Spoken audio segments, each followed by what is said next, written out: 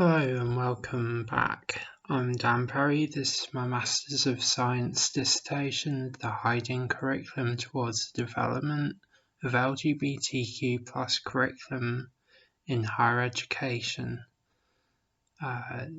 This is Chapter 1. It's about time, LGBTQ+ Curriculum Development in Higher Education, the Curriculum and the Curricula as chronobiopolitics, and this presentation is called History, Time and Timelines. So today we are first going to be having a quick note on why historical developments are important, and then time binding, and then chrononormativity, and finally how I constructed the timeline and some of its pitfalls. The historical development of LGBTQ+ curriculum is important because it makes it easier to comprehend where we are at this point in time. However, it's important to be critical of these developments. As previously mentioned in Querying Curriculum, that's my theoretical lens, there are interruptions, disruptions, gaps and silences in researching the historical development of LGBTQ+ curriculum, and indeed throughout the whole project. Although I've completed a timeline, I acknowledge that it isn't complete, and I suggest further development. I believe that the timeline should be intersected with other timelines, particularly with an activist and LGBTQ+ community timeline, as they are integral to the development of LGBTQ+ curriculum.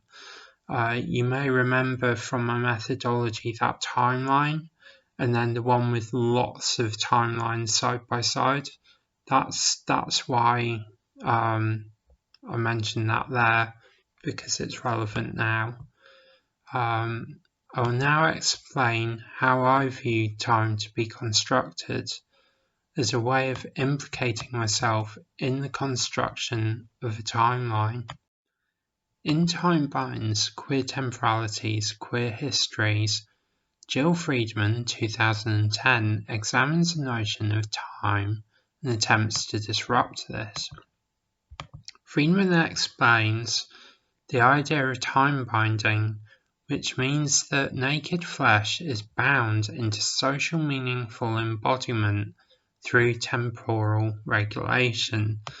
In other words, we understand and make sense of the body, that's our body, through the lens or medium of concepts of time regulation that are currently prevalent in society. For example, the ovarian cycle, the biological clock, heart rates, beats per minute, fast or slow breathing, the average or expected time in which the body is supposed to age, and so on. Friedman calls this regulation of time chrononormativity. This is the hidden rhythms of time through the use of time measurements such as calendars, watches, and time zones by institutes that regulate them. I have embodied myself in creating a timeline which is time binding, that, as we will see, is socially meaningful because of academia's links into LGBTQ+ communities and vice versa. I want to briefly explain what chrononormativity is. Chrono, or time, is borrowed from the Greek chronos, combining the ideas of time and duration, and this comes from obscure origins. It's also the name of the Greek god of time. So this is obviously the chrono side of the word. The it combines the word normativity. And I'm sure you remember our good old friend Norm, who likes controlling and having order over things in society. Friedman explains that by applying queer theory to chrononormativity, it pays attention to the gaps and losses in time that are both structural and visceral. Further, that queer theory investigates systems of knowledge, being, belonging, and embodying that are usually systematically overlooked. Because I've constructed a timeline, I'm regulating time and have become part of the institution of regulating time. I feel that any shifts within academia and the community have largely occurred because of some painful experience that has ruptured the trajectory of LGBTQ+ curriculum in higher education. However, I don't want to suggest that pain is always a negative factor. Sometimes it's actually needed to help progression. At the same time, I don't want to suggest that it should be a narrative of victimhood or passively allowing events to occur. There have always been activists, community leaders, and academics who have resisted, although they have not always been clearly visible. In constructing the timeline, I've consulted 5 texts from the authors Gaziani, 2011, Lovers and Others, 2006, Wren, 2010, Seidman, 1992, and Valente and Others, 2018.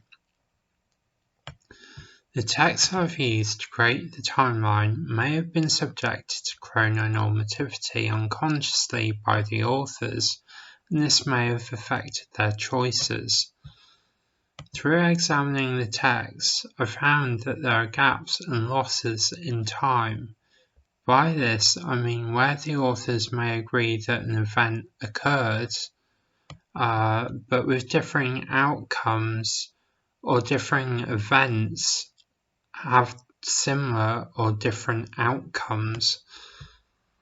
I have to acknowledge that the timeline is heavily westernized and that we have relied on major events that have affected the Western world, such as the World Wars, the Stonewall riots, the removal of homosexuality on the mental health list, and the HIV/AIDS crisis.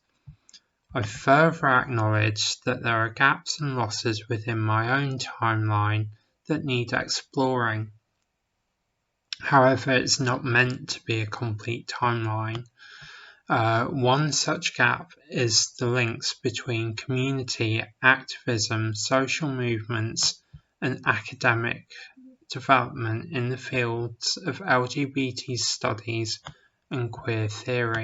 Thank you for joining me.